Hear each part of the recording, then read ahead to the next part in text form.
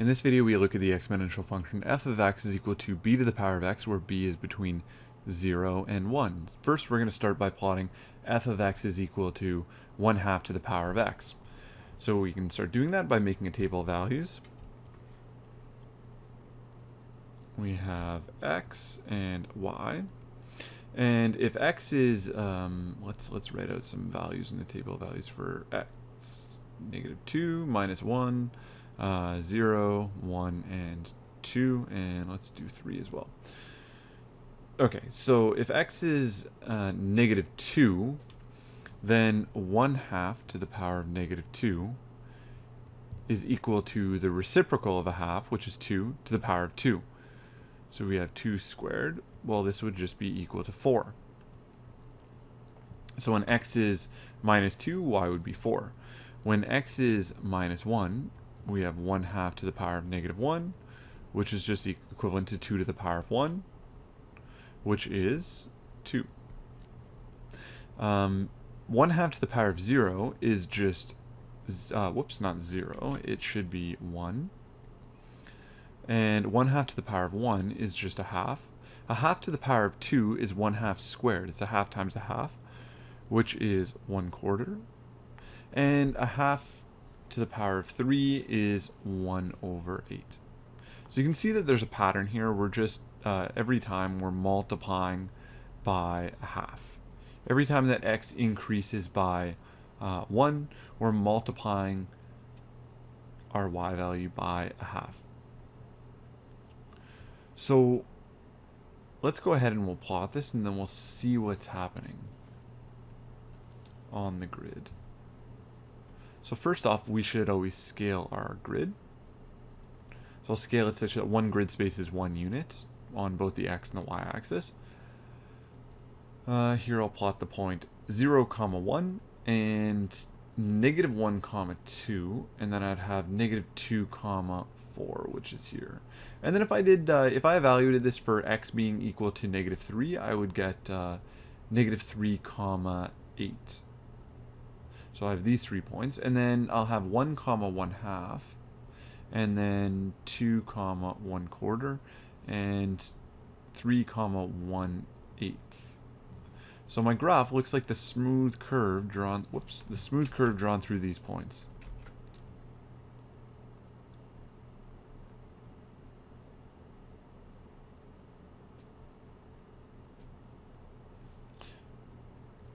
And as always, I struggled to draw a curve through these points.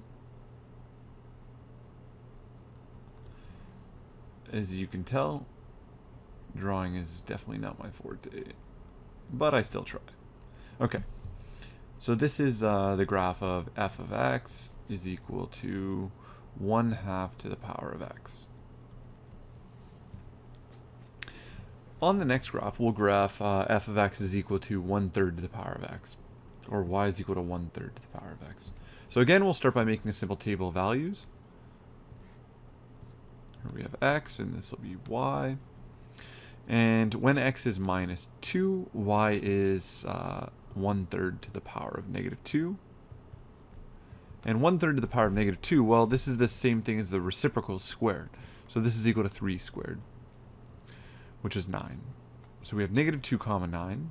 -1, well, that would just be the reciprocal of 1/3, which is just 3.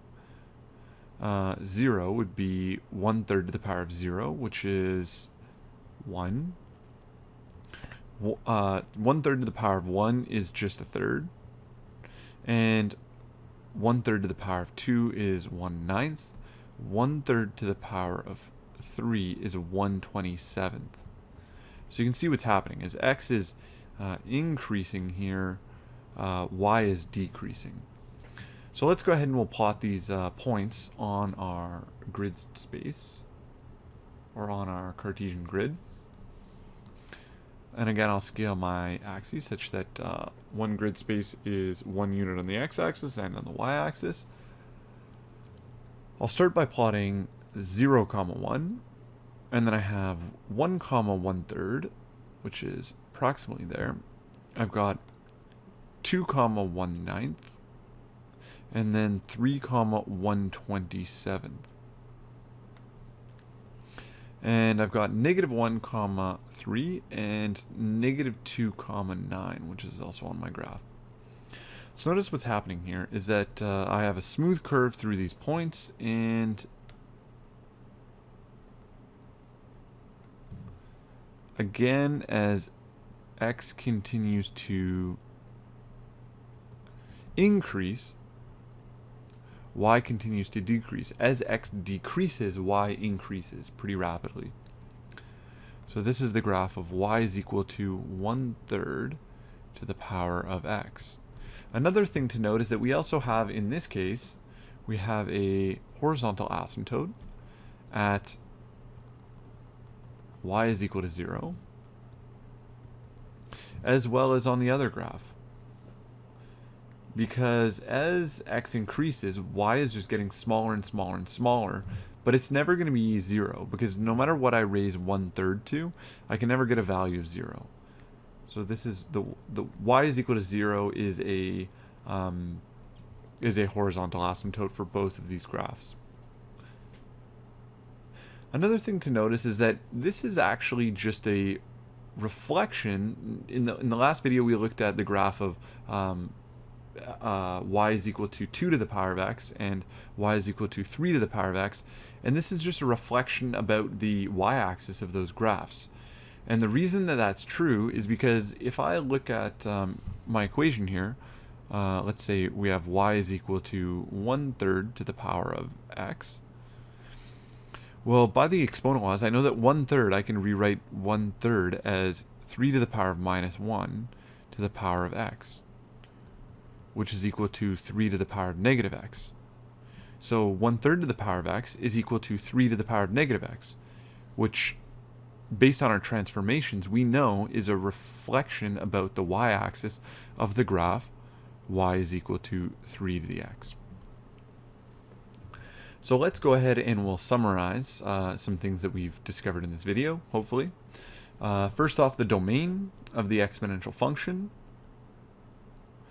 where b is between 0 and 1, is the set of x in the real numbers. The range is the set of y in the real numbers, such that y has to be strictly greater than 0, because the x-axis is a horizontal asymptote. Our y-intercept, again, is 0, 1, just like in the last video. Our x-intercept, there are no x-intercepts, so there are none. And our key points, we had our y-intercept, which was 0, 1. We also had a point at 1, b to the power of 1, because our base is just b. We had a point at -1, 1 over b. And we had a point at, we've got as many points as we can fit on the grid, but we'd also have points at 1, b squared. And -2, 1 over b squared. The equation of the horizontal asymptote would be y is equal to 0. And the graph, another important thing is that the graph decreases from left to right instead of increasing like the last video. So this is for, the graph decreases from left to right for when, let's just say when b is between 0 and 1. If b is greater than 1, then the graph increases from left to right. And another thing to note here is that if I have, like, if b is equal to a half or something, that I would have 1, 1/2 when b is a half. I would have 1, 1/4 when b is a half. Because here, you know, you might think that we have 1, 1, half, and therefore this is 1 over b. But b is at just our base, so b is just our base, so since b is a half here, then these points would be 1, 1/2, 1, 1/4, and -1, 1 over b, which would actually give me, if b was a half, it would give me -1, 2, and -2, 4. In the next video, we'll look at how to transform exponential these base functions using transformations of functions.